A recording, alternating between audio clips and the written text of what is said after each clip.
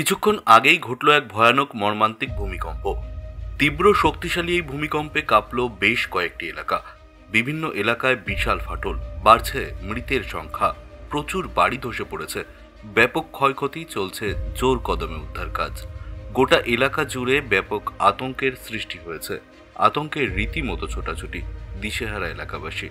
তবে ভয়ঙ্কর এই ভূমিকম্পটি কখন ঘটেছে, কোথায় ঘটেছে, কোন এলাকায় ঘটেছে, কতটা ক্ষয়ক্ষতি হয়েছে, কতজন আহত ও কতজন নিহত হয়েছেন এই ভূমিকম্পের ফলে, কি জানা যাচ্ছে এই মুহূর্তে, কি বলছে সেখানকার প্রশাসন, জানিয়ে দেব সম্পূর্ণ বিস্তারিত ভিডিওতে।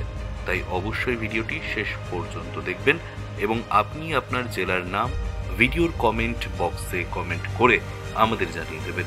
আপনার জেলার নতুন কোনো খবর বেরিয়ে এলে আমরা আপনাকে জানিয়ে দেব।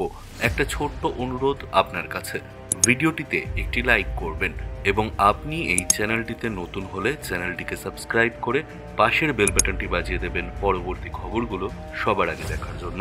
রাশিয়ার কামচাটকায় ফের ভয়াবহ ভূমিকম্প, জারি করা হয়েছে সুনামির সতর্কতা। 7 সকালে কেঁপে উঠল রাশিয়া। 19 সেপ্টেম্বর শুক্রবার সকালে রাশিয়ার সুদূর পূর্বে কামচাটকা উপদ্বীপে আঘাত এনেছে শক্তিশালী ভূমিকম্প।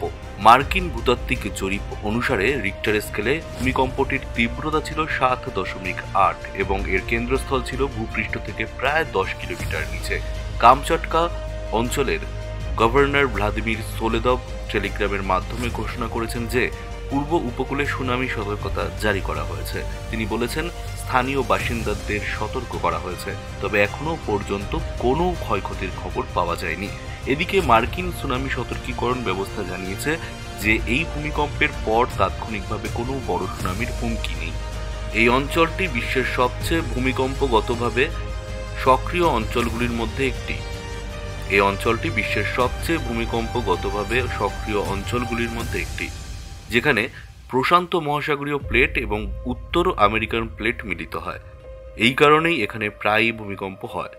গত শনিবার কামচাটকা উপকূলে আরও একটি 7.4 মাত্রার ভূমিকম্প আঘাত এনেছিল। প্রাথমিকভাবে এর মাত্রা 7.5 হিসাবে রিপোর্ট করা হয়েছিল, কিন্তু পরে তা 7.4-এ নামিয়ে আনা হয়।